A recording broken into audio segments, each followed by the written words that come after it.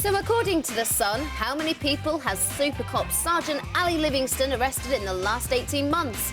The answer is 1,100.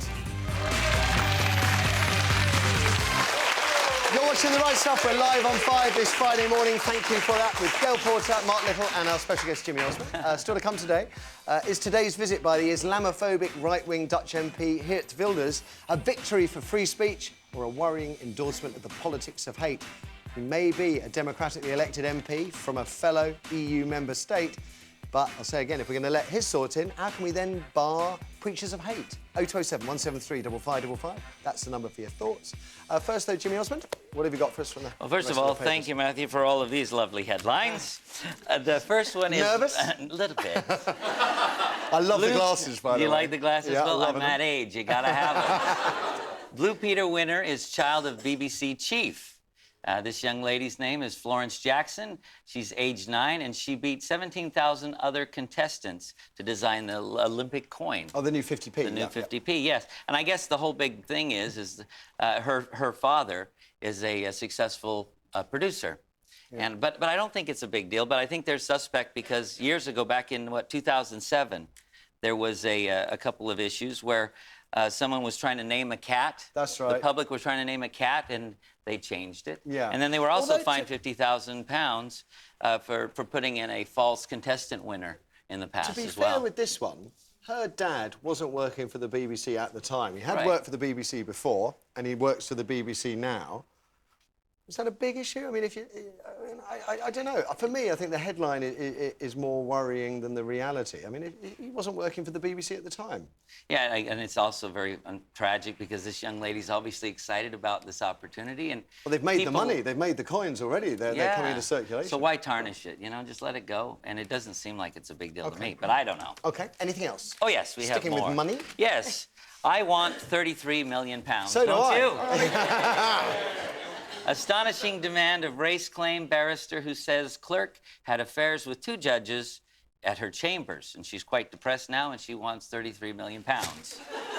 Now, the case is ongoing, but it is an extraordinary sum of money, isn't it? I mean, we were talking about compensation yesterday. I don't think anybody's ever paid out that much here, have they? No. So this would be a record-breaking case if that happened. Does anybody... I mean, I just find it... When we've got soldiers dying, in Afghanistan... Blows my mind. That anybody would even have the audacity to ask for £33 million for hurt feelings and a bit of depression. And, we don't know the other side of the story either. That's true. Do you want another one? Yeah, please. Okay. I love this one. Top of the cops. This guy is a super cop. He's on Turbo. His name is Ali Livingston. He's Britain's top thief catcher, clocking in 1,100 arrests in just 18 months. I wonder who goes to his barbecue. But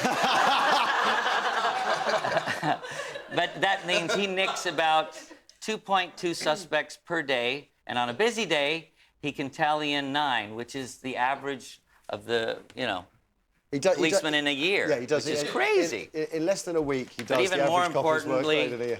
Pamela Anderson is doing panto. Oh, no, she isn't. Oh, yes, she is. And oh, am I going? No, I'm teasing. OK, Turbo Cop. And one last one for you, space junk. Space junk. This is hilarious. This lump of junk falls into this 60-year-old woman's home in the middle of the night, and her husband goes and gets an oven mitt. Picks up this mass of about 5 inches and about 4 pounds, and they thought it was from an airplane because they're in the flight path. But apparently, it was space junk. Those darn aliens are still throwing the crap. It's quite, because we were saying during the break, there's loads of broken old satellites and stuff floating around. Tons of junk out there. They say it's all going to burn up on re-entry.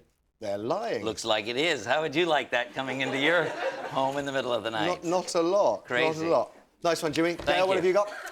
I've got the Daily Telegraph, and the headline is "Don't give Calpol to children after their jabs," which is basically after they've had their vaccine, they're saying the doctors always said to me when Honey had their jabs, then you give them Calpol to reduce the fever. Right. But now they're saying it's going to limit the immune system and reduces the effectiveness of the injections.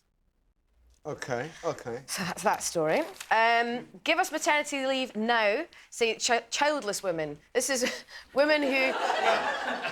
If the women who want to have children have maternity leave, then why can't the women who don't want to have children, why can't they have... This is your tutting. I can hear your tutting. This is in the Daily Telegraph too. Why should the childless women have to fund the maternity leave, right? A year-long holiday with your little bouncing bundle of consumerism that you've just put... Mathew, it's not a holiday. They're going to go on and they're going to pay for your child's state education, your child's health claims, OK? Your child's everything is going to be paid for by childless people like me. Where's our benefit? Where's our holiday? That's Mathew on that, sorry. I'll just... Don't forget, the revolution starts on this show every day. Ain't that right? Oh, the Daily... Don't dismiss them out of hand. Don't dismiss them out of hand. The Daily Mirror. Judge says you deserved a kicking. So, basically, a judge stunned a court by backing two sons who injured a yob after they damaged their mum's car. So this guy, he said, I'm not surprised he was given a good kicking. It's what he deserved. Slightly controversial thing to say. Yeah. And he was saying, basically, if it happened to him, he'd want his son to give him a good kicking as well. But he said, I've only got one son, not two. So not such a big kicking as having two. This is a bit of a worry because, of course, I'm thinking of that guy that you know, when you have people, they arrest people that have been thieving off them, or they think have been thieving off, or people that have fights and someone's daughter's attacked, and they go out and do a bit of vigilantism, and they all end up thrown in the jail. And this judge is sort of saying, yeah, very frightening. Yeah, no, not. Yeah. Daily Mail. It's a picture of Queen Victoria. It's called The Secret Picture. That's the phrase that she used from her journal. And she looks very beautiful. From the normal picture we see. Yes, I know. She looks very beautiful. And do you think she looks like somebody? Well, the word up was it looks like Natalie Cassidy from EastEnders. Can you see that? No. It does look quite like her. It's extraordinary. Yeah. I was going for Fergie myself, but... Yeah? From the Black Eyed Peas or the Yes. other one? All right. Don't know which one. No, I can go with that. But there you go. That's the secret picture of Queen Victoria. Big story. Like Natalie. Yeah, it's Big huge. story. It's massive, that story. I got them up. I'm on the front page of the Daily Telegraph. It has been a week of skullduggery and super injunctions and super sleaze. But this has come out about Libya. Now, this is before my time in this country. 1984, apparently, there was a protest outside the Libyan embassy. That's right. A policewoman, Yvonne Fletcher. WPC, was Yvonne Fletcher, was killed. And it's now come out in a report.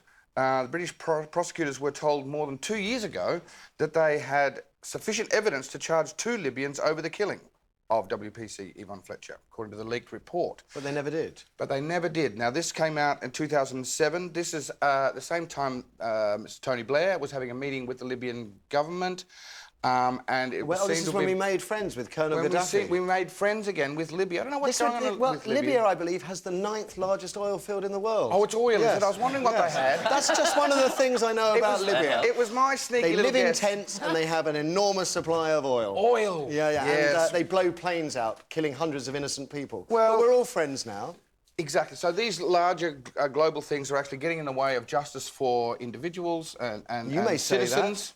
I have just said that. OK. And, but the fact that no further progress has been made despite the report has raised fresh questions about the nature of Britain's relationship I will put a with Libya. remodelled 50-pence piece on it that there will never be a prosecution. Not of the people. Yeah, I fear that as well. Yeah. But the Met are saying that it is an ongoing investigation. So hopefully something happens. But we're talking skullduggery. The BNP... Good tale from the Telegraph, though, again. It really is. Good story. Yeah, they're really actually going back to old school expose journalism. BNP humiliated.